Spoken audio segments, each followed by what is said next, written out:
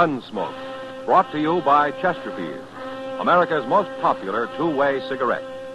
What a pair. Chesterfield King Size at the new low price. Chesterfield Regular. Around Dodge City and in the territory on West, there's just one way to handle the killers and the spoilers, and that's with a U.S. Marshal and the smell of Gunsmoke.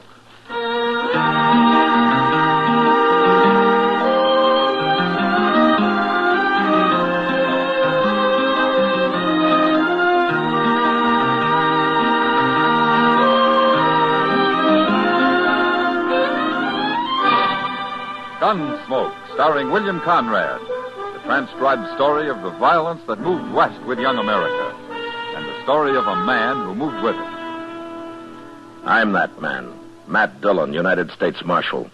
The first man they look for and the last they want to meet. It's a chancy job, and it makes a man watchful and a little lonely.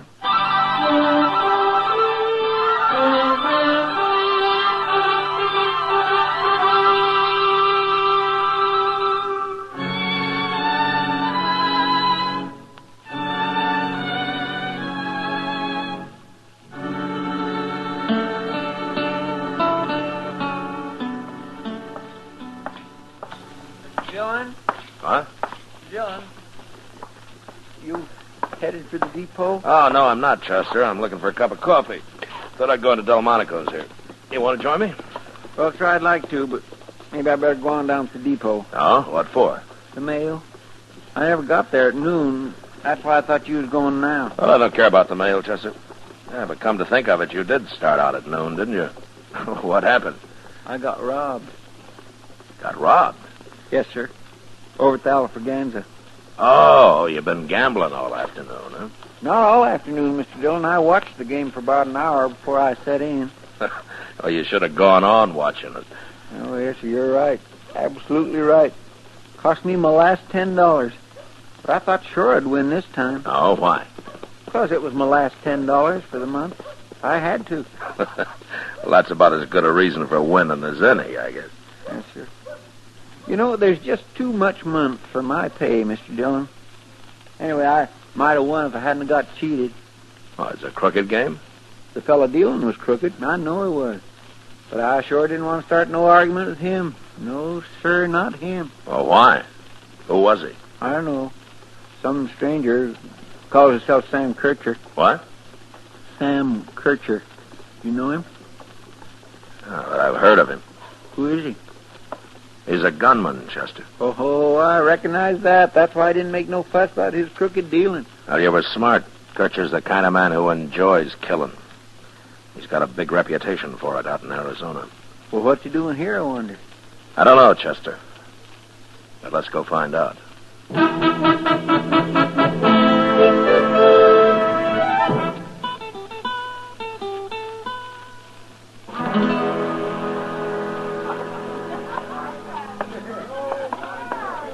That's him, Mr. Dillon. Just getting up from the table over there. I guess the game's finished. Funny you'd tell you his name, Chester. A man like that usually doesn't talk so much. No, sir, but I didn't think nothing about it at the time. He's coming over here at the bar, Mr. Dillon. Yeah. Glass of whiskey, bartender. Hello, Kircher. Where you been, Dillon? What? Took you long enough to get here. It's been a half hour since I cheated your friend here out of his money. Cheated me, you see? I told you he did. But how do you know I was a friend of Mr. Dillon? I asked. Smart of me, wasn't it? What'd you ask for? What difference it makes? Never mind, Chester. What are you doing in Dodge, Kircher? I got tired of Arizona. Why? Nobody left worth bothering about there. You mean there's nobody left worth your killing, is that it? Man can get rusty facing down bums and greenhorns, Dillon. What's the matter with Tombstone? Wyatt Earp wrote me it's a lively town these days. Oh, too many of them Earps. And they got Doc Halliday with them, too. Man, be a fool to ride into that camp. Well, you draw a line somewhere, don't you? One man at a time's good enough for me, Dillon. I ain't greedy. Now, you're kind of greedy about money. What do you mean? You admitted cheating Chester out of his $10. I had a reason for that, Dillon. Now, did you? Yeah. He was hanging around watching the game, and I found out who he was. So when he sat down, I took him. I can deal faster than that. I wanted him to know and run tell you about it. Why? I wanted to meet you, Dillon. Always like to get to know the leading citizens of a place. You got your own way of going about it. Are you objecting? Ordinarily, I object to cheating at cards, yeah. But with you, I don't think it matters much. Now, what are you doing in Dodge, Kircher? I was nearby, up in Colorado. I heard about you there, Dillon. You've got quite a reputation. I'm a lawman, Kircher, not a gunman. I don't care about my reputation. I do. Yeah. You came here to kill me, huh? That's what I came for, Dillon. Kircher, I'm going to tell you something. What? Men like you are as useless as wolves. I hate every one of your kind. And that'll make it easier for you to fight me, Dillon. I'll meet you out in the plaza, sundown tomorrow.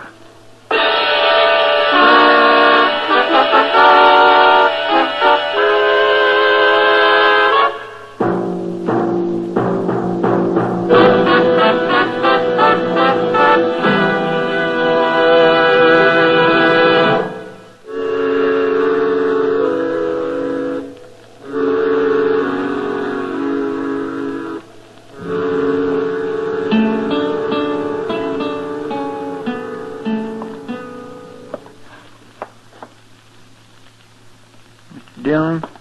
Huh? I've been thinking about sundown all day long. I feel terrible about this. Oh, why? It isn't your trouble. Yes, sir, I know, but if I hadn't sat in that game yesterday, things might be different. Sam Kert should have found me soon enough. That's what he said he came here for. I heard him. But I still feel guilty. What's the matter, Chester? You afraid he'll kill me? Is he really good? Well, he's beat a lot of men. You're going to fight him, ain't you? Yeah, that's the worst part of this job, Chester, having men like Sam Kert come around looking for another notch on his gun. There's nothing I can do about it. Well, you don't have to fight him, Mr. Dillon. No, I don't. I could avoid it. How? Run away? Oh.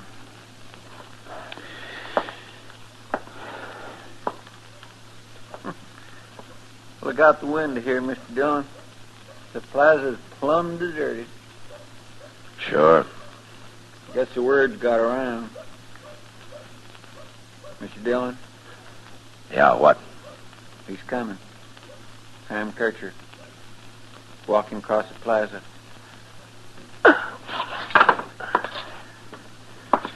Well, it must be sundown. Yes, sir, it is.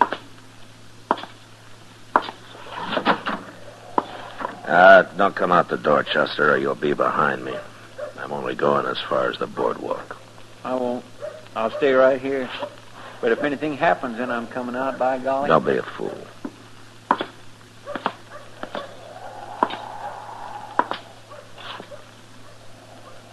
Come on out in the street, Dillon. What you standing there for? What's the matter with you? You scared?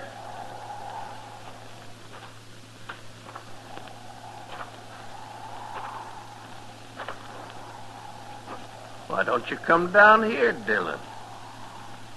There's a lot of people hid out watching us. Been a long time since a marshal was killed in Dodge. I don't want to hear your talk, Kircher. Let's get this over with.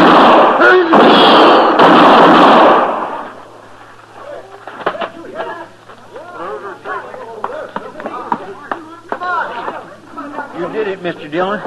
Why, he didn't hardly have his gun out before you hit him the first time. I was watching him. I didn't wait for him. I drew first. You did? Giving a man a chance to be arrested is one thing. Shooting down a killer's another. Yes, sir. This is nothing but slaughter. Brainless slaughter. Like I said, it's the worst part of this miserable job.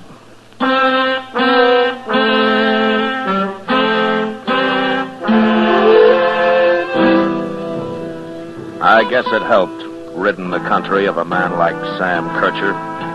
Shooting him down, killing him. But the trouble was that it made you feel like a part of his own senselessness when you did it. And everybody congratulating you afterwards and looking up to you.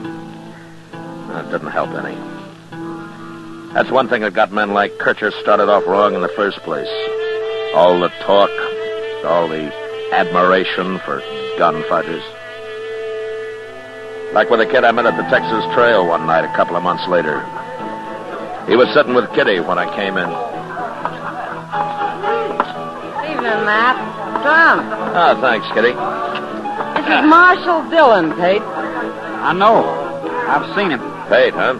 Well, I never saw you around before, Pete. He rode in yesterday, Matt. His first time. Good thing, too. He's only 16. Yeah, that's young, especially for a town like Dodge. Where you from, Pete? On west of here. Oh, cowboy? I was. That's what I've been arguing with him about, Matt. He says he's through being a cowboy. Oh, is that so? Why? I got other things to do. Like what? I'm going to buy me a gun, Marshal. A gun? Sure. And I'm going to learn to use it, too. A man's no good without a gun. Oh? Pete, you start carrying a gun and you get handy with it and you'll grow up to be a U.S. Marshal or something. Oh, Kitty. I mean it. I never saw a man start using a gun yet that he didn't have to go on using it the rest of his life. However long that is. Tell me something, Pete. What, gave you this idea? What's wrong with it? Everybody carries a gun. Of course, everybody can't use them real good, but I'll learn. I'll get good. Good as you are, Marshal. Oh? Sure. Maybe even better. Who knows? That's what I mean. It all leads to nothing but getting killed. Who cares how good you are with a gun? There's always somebody better. She's right, Pete. Why don't you forget about this and go find yourself a job out in the country somewhere and go to work, huh? I'm going to have to, Marshal. I'm plumb broke right now. Oh, good. That's fine. You know anybody around here? Nope. Well, look, I'll tell you. Emmett Bowers is due in town tomorrow. He runs a big outfit, and he can always use an extra hand. You meet me in the lobby of the Dodge House tomorrow morning, and, well, we'll have a talk with him. Okay. I better be going now. I gotta find me a place to sleep. Oh, Pete. Here's $1. You can pay me back later. No. No, I couldn't take it. No, thanks. Good night. Good night, Kitty. So long, Pete. Good night. He's got a lot of pride, that kid. Yeah. But it's mostly the wrong kind. Maybe. Well, he'll probably forget about this gunfighting business once he's back out in the country where he belongs. Well, I hope so. There are enough gunmen around already. Oh, Pete's all right. Don't worry about him. No, I won't, Kitty. Unless he comes back someday.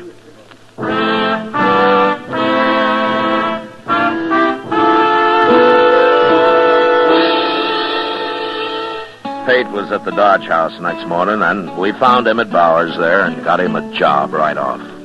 They rode out of town together that evening, and I watched him go, hoping that a lot of hard work would give Pete something to think about besides becoming a gunfighter.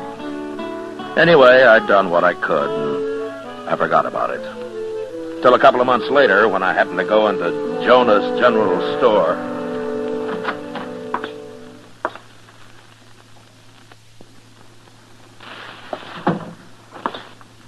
Well, morning, Marshal Dillon. Hello, Miss Jonas. Well, how come you're running the store? Why, hadn't you heard, Marshal? Oh, no, heard what? My husband's got the ague real bad. I've been taking care of him and running the store, too. Oh, well, I'm sorry to hear that, ma'am. But how do you manage to do both? Well, I moved his bed into the storeroom out back. Matter of fact, Doc Adams is in there with him now. Oh? Oh, that poor man, Marshal. He's had chills one day and fever the next for nigh on to a week. Well, Doc will fix him up. Doc can cure almost anything. I can cure anything but a liar, Matt. What? Oh, hello, Doc. I didn't know you were listening. I was listening and I heard what you said. And it was a long way from what you told me the other day.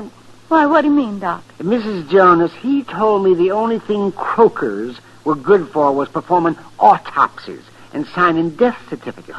That's exactly what he said. Death certificate? Now, don't let him scare you, ma'am. Nobody ever died of ague yet, doctor or no doctor. Oh, Matt, why aren't you out patrolling Front Street or keeping the peace somewhere like you're paid to do?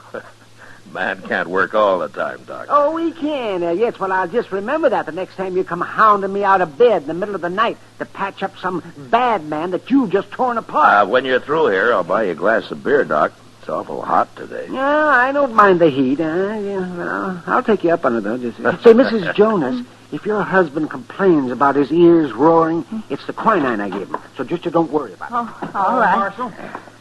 Well, hello, Pate. How are you? I'm okay. Oh, Pate, you know Miss Jonas here? Ma'am? Hello, Pate. And Doc Adams. Howdy do. Doc?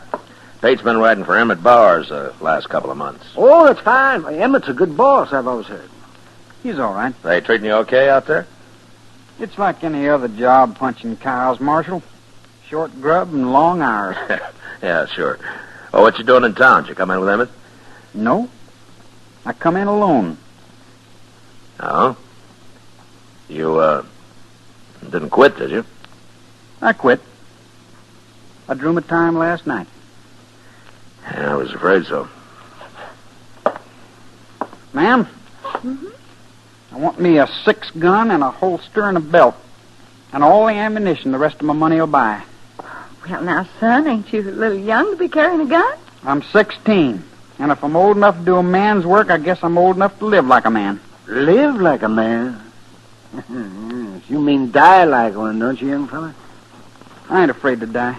I don't know. I've dug bullets out of all kinds of men, young and old. And no matter how they talk, every one of them's been afraid. I get good enough, I'll do the killing. If I'm given a decent chance. Pate, tell me something. How'd you get started on all this in the first place? I don't mind telling you, Marshal.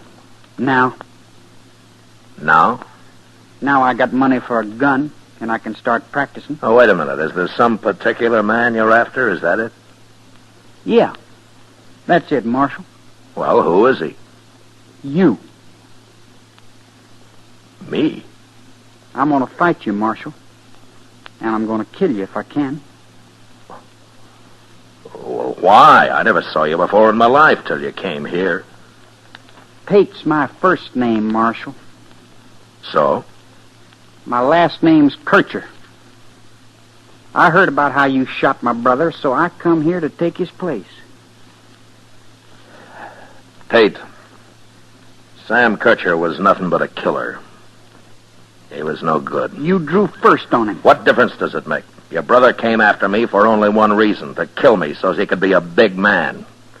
You think I'm going to take a chance being killed for anything as brainless as that? There's rules to gunfighting, Marshal. He wasn't ready to draw. Where'd you get all these crazy ideas, kid? Who taught you that killing people is a game of some sort? My brother told me all about it a long time ago. Yeah, sure. Now, for him, it was a game. That's what was wrong with him. He'd have beat you if he'd have been ready. Pate, do you wait for a mad dog to bite you before you try to stop him? And your brother was ready. He rode into Dodge ready. Well, I'll be ready for you. In a few weeks, I will. You will, huh? Look, Pate, I've been handling a gun for years. What makes you think that you can go against me in a few weeks? Unless you're planning something else. No, Marshal, I'll never shoot anybody in the back, not even you. You're not bad, Pate, but you sure got everything mixed up. Why? 'Cause I'm only 16? You see what I can do, Marshal. You see. Well, what if I won't draw on you? I'll kill you anyway. Like you say, what difference does it make? All right. If you're going to act like your brother, I'll treat you like your brother. And when you come gunning for me, I'll shoot you down as fast as I did him. So go ahead and practice. Practice all you like. But when you face me, I'll have 3 bullets in you before you clear your holster. I don't care how old you are.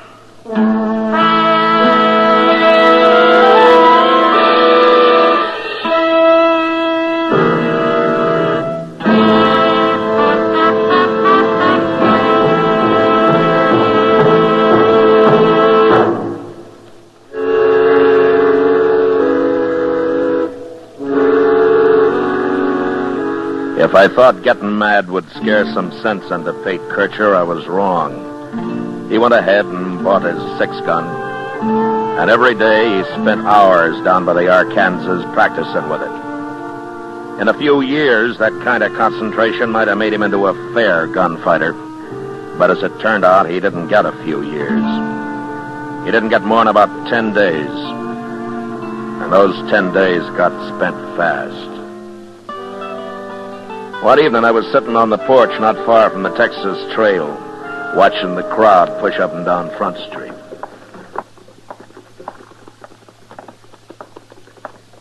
Oh, hello, Marshal.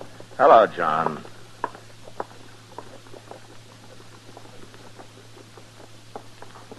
Matt. Oh, hello, Kitty. Matt, Chester's in the trail there, and he asked me to come find you. Well, why? What's the trouble? You know Jack Reining? Yeah, I know him. Well, he's at the bar in there, and he's making fun of young Pate. Chester isn't sure how much Pate's going to take from him. All right, and it's more than just a bully, Kitty. He's dangerous. Well, Chester tried to make him stop, but it didn't do any good, Matt. I hope Pate isn't fool enough to try to take him. Ryan will kill him, sure, if he does. I tried to tell him he shouldn't be wearing a gun, but you know Pate. He won't listen to anybody. Yeah. You better wait out here. I aim to. Leave the kid alone, Ronnie. He ain't bothering you none. Get out of the way, Chester. Everybody else, get out of the way, too. I'm giving you one more chance, Faith. You throw that gun away or you start using it. Go ahead and draw, Ryan. I ain't afraid of you. Okay. I will. No, don't do it, Ronnie. No.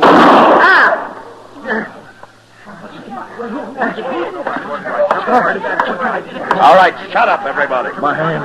Shut up. You busted my hand, Marshal. What'd you do that for? You think you're a fight? It's like shooting a man in the back. You ruined my hand. You were about to murder this boy, Ryan, and I should have shot you in the head.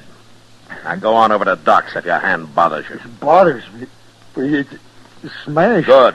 I wonder how many lives that's going to save. Now go on, get out of here. I'm going. You ruined me, that's what you've done. We'll see about this. Well, if he'd have killed him, sure, Mr. Dillon. Pate never even got his gun out. That's true, I didn't. I kind of froze. I don't know why. Pate, Jack Ryan's the same kind of man your brother was, always looking to kill somebody. And if you still think it's a game of some kind, go on wearing that gun. And when the time comes, I'll see you buried with it. But that's all I'll do for you. All right, come on, Chester, let's get out of here. Yes, sir. Marshal, wait a minute. Marshal, Yeah. you saved my life just now. He sure did. One more second, you'd have had a bullet clean through you. I know that. But I don't understand. What don't you understand? Well, you could have let him kill me, and then I wouldn't be after you no more, would I? Not dead, you wouldn't. But you saved the life of a man who sworn to kill you, Marshal. Yeah, that's right. Well, why'd you do it? Because you didn't have a chance with him, Pate. Not a chance. I'm kind of confused, Marshal. You are?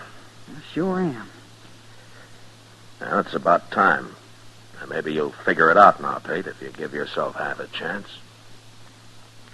Marshal, I always could think better when I'm riding a horse.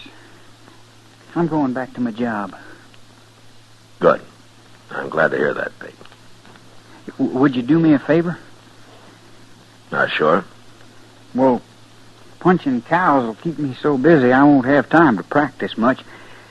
Would you hold on to my gun for me? What? Here. Yeah, sure I will, Pete. Sure I will. I'll keep it for you. For a long time, I hope.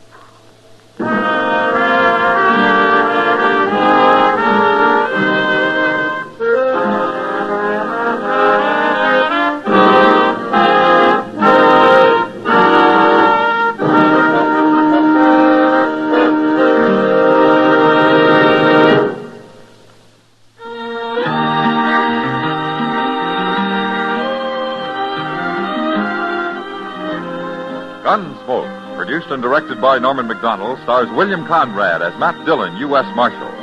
Tonight's story was specially written for Gunsmoke by John Meston, with music composed and conducted by Rex Corey. Featured in the cast were Sam Edwards, Lawrence Dobkin, Vivi Janis, and John Daner. Harley Bear is Chester, Howard McNear is Doc, and Georgia Ellis is Kitty. Join us again next week as Matt Dillon, U.S. Marshal, fights to bring law and order out of the wild violence of the West in Gunsmoke.